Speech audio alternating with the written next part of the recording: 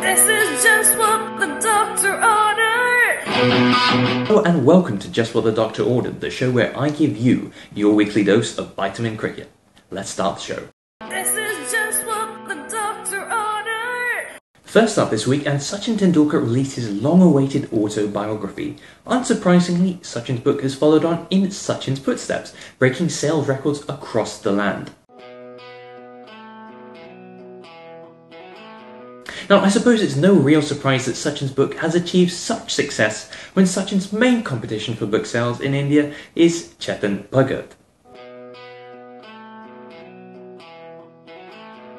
As for the book itself, it makes for pretty dour reading. The book's ghostwriter Boria Majumdar said at a press conference, "What can be written new about a man whose life is already a public book?" And that's not a great advert if Tendulkar's own ghostwriter's major sales pitch is, "Look mate, I couldn't even be bothered. It doesn't scream buy me, it doesn't even scream torrent me." There is nothing new in this book. Tendulkar had a fantastic opportunity to give insight into his life and into his personal philosophies, and he's failed miserably. The frustrating thing is that we're constantly fed this narrative that Tendulkar has lived his life in the public eye for the last 20 years, and that is certainly true.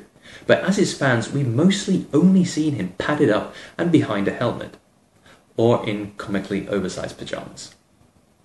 We actually don't know much about Tendulkar as a person. We have a lot of superimposed opinions from the Indian media who are as shamelessly desperate for a Tendulkar story as Tendulkar used to be for runs. But we don't know about Tendulkar's views on love, life, or politics. As a retired man who has no financial worries and who is revered across India and the world, shouldn't Tendulkar use this book as an opportunity to broadcast his personal feelings? Because when you think about it, the Indian public knows more about Sunny Leone's private life than Sachin Tendulkar's, and this has got to be a concern. There are some glaring omissions in Sachin's book. Where is the part in Sachin Tendulkar's book where he talks about the match-fixing scandals? You know, because he did play under two captains who fixed matches, and match-fixing has been like cricket's common cold over the past few years. Everybody's been catching it, and there doesn't seem to be any cure for it.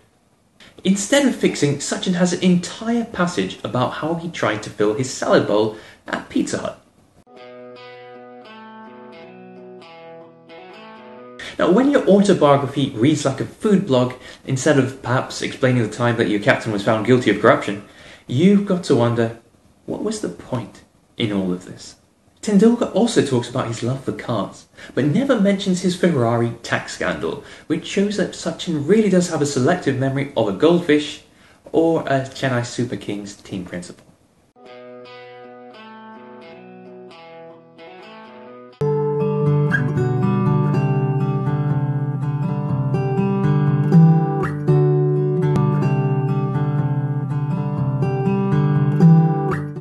At the same time, for any literary or narrative criticisms of Sachin Tendulkar's book, we should note that all profits from his autobiography are going to charity.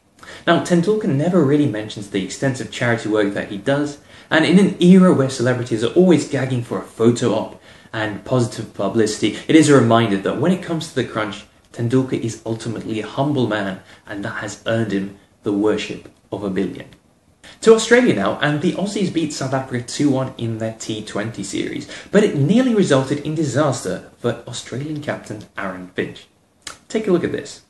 Into flame as he tried to pick up the nearby ball. Shocked me quite a bit because I sort of stood off waiting for them to go off, and they didn't. It wasn't until I started to walk in that it gave me a bit of a fright. Is this what cricket has come to?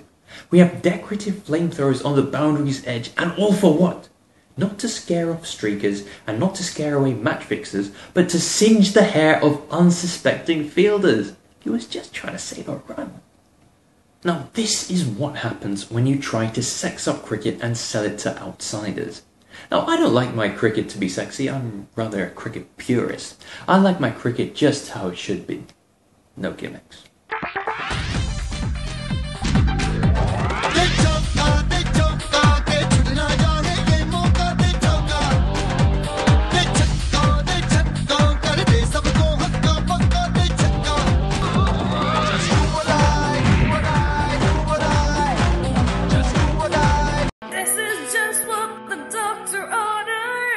Time for my patients' questions now, and thanks very much to you all for tweeting in using the hashtag JWTDO.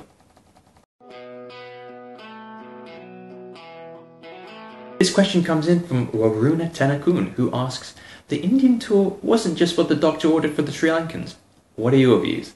Well, the Sri Lankans were barely given a few days' notice as they were called up to replace the West Indies, so you expect that they might not be in peak condition right now. Now, if I were Angelo Matthews, I'd want to be lounging on a Sri Lankan beach right about now, sipping a cocktail and running my fingers through Kumar Sangakkara's hair. This is just what the doctor ordered.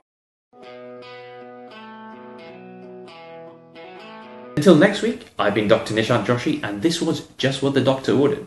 If you enjoyed this video, please click like and hit the subscribe button.